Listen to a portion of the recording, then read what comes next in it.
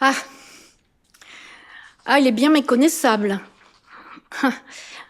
Qui reconnaîtrait dans cet homme le fils de la fille du pharaon d'Égypte?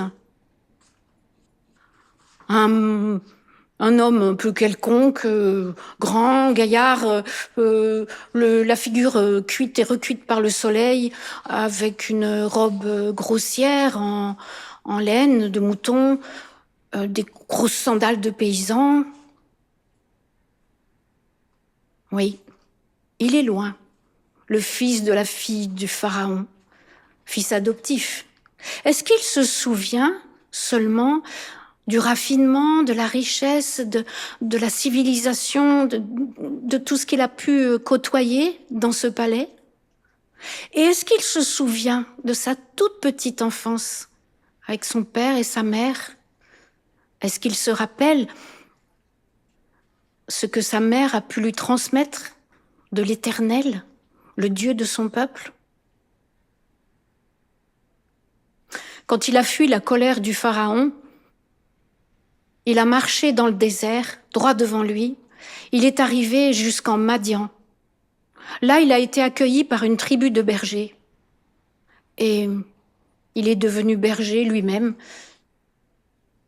Il y a pris femme, il a 2 fils. Mais il n'est pas madianite pour autant. Il reste un étranger. Et puis, un déraciné, un homme cassé.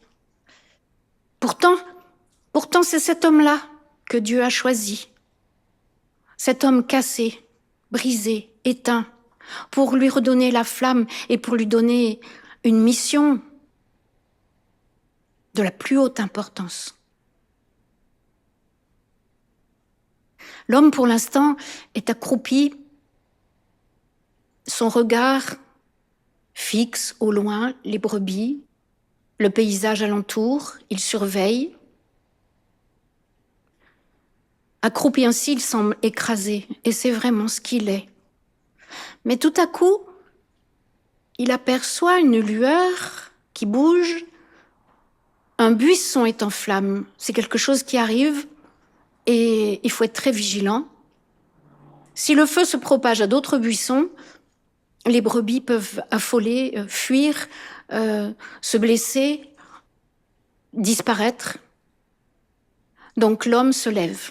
Il est grand, massif, et d'un pas pesant, en écrasant les cailloux avec un bruit crissant, il se dirige vers ce buisson. Il faut qu'il voie de ses yeux, il faut qu'il se rende compte, il faut qu'il surveille ça. En approchant du buisson, il est très surpris parce que le buisson brûle depuis un moment, mais il n'est pas consumé.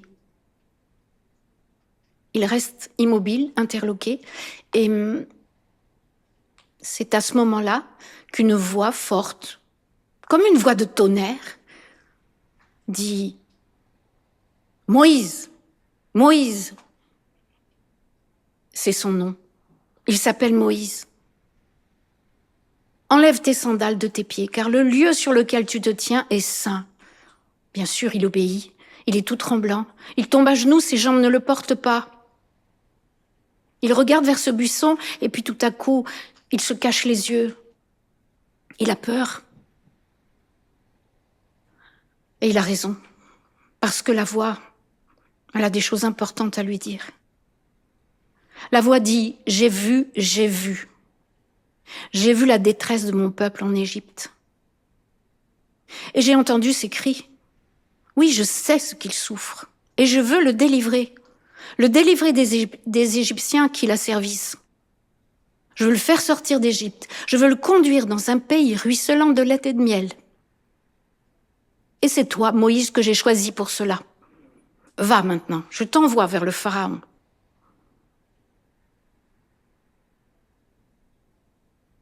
Moïse est comme écrasé par ces paroles.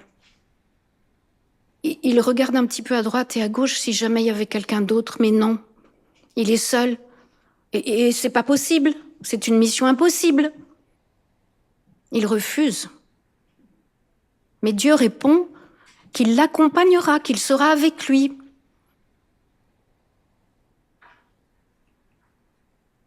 Dieu s'est présenté en disant qu'il était le Dieu de ses ancêtres, Abraham, Isaac et Jacob. Mais Moïse dit, peut-être que le peuple ne se rappellera pas bien qui sont Abraham, Isaac et Jacob, et peut-être que ça suffira pas du tout pour leur inspirer confiance et leur faire comprendre. Alors Dieu propose à Moïse un nom pour le nommer, un nom pratiquement imprononçable, un nom qu'on a du mal à traduire. Je suis. Je serai qui je serai, ou Yahweh, ou l'Éternel. Voilà, c'est comme ça que tu te présenteras. Tu te présenteras de ma part et tu diras ce nom-là. Mais Moïse a encore une objection. Il va arriver comme ça de nulle part et on n'aura pas confiance en lui. On ne le croira pas. Alors, ça, Dieu comprend et il lui propose des signes. Le bâton de berger de Moïse, s'il le jette à terre, devient un serpent. S'il l'attrape par la queue, il redevient un bâton. Et puis sa main, s'il la cache sous ses vêtements, elle devient lépreuse, blanche et brillante. Et s'il la remet sous ses vêtements, elle redevient saine. Et puis il y a l'eau qui peut se transformer en sang. Avec ces 3 signes, normalement, Moïse va avoir du poids. On comprendra qu'il vient de la part du Dieu Tout-Puissant. Ça ne suffit encore pas. Moïse a quelque chose de plus profond, de plus intime à mettre en avant. Ce n'est pas nouveau, dit-il à Dieu. Tu le sais. Je ne prononce pas les choses comme il faut, je bégaye. Déjà quand j'étais enfant. Oui. Moïse, enfant déraciné, déculturé, il bégaye. Il évite de parler au maximum. Et quand il parle, souvent on se moque de lui ou on ne le comprend pas. Mais Dieu répond, c'est moi qui t'ai fait une bouche, je sais. Bon, ça ne suffit pas. Moïse refuse. Moïse refuse la mission. C'est mission impossible, c'est tout. Que Dieu prenne quelqu'un d'autre. Alors à ce moment-là, Dieu se met en colère. Et c'est comme s'il prenait Moïse aux épaules et qu'il le secouait pour l'obliger à aller de l'avant. Et il lui dit que la solution, elle est déjà en route, elle est déjà en marche. Son frère, Aaron, qu'il n'a pas vu depuis qu'il s'est enfui. Son frère Aaron, fils de son père et de sa mère, il est en route déjà. Il est dans le désert pour le rencontrer. Lui sera le porte-parole de Moïse. Mais Dieu parlera à Moïse seul. Alors, Moïse rentre sous sa tente. Il va faire ses bagages. Il va partir dans le désert, rencontrer Aaron. Il emmène sa femme, ses 2 fils.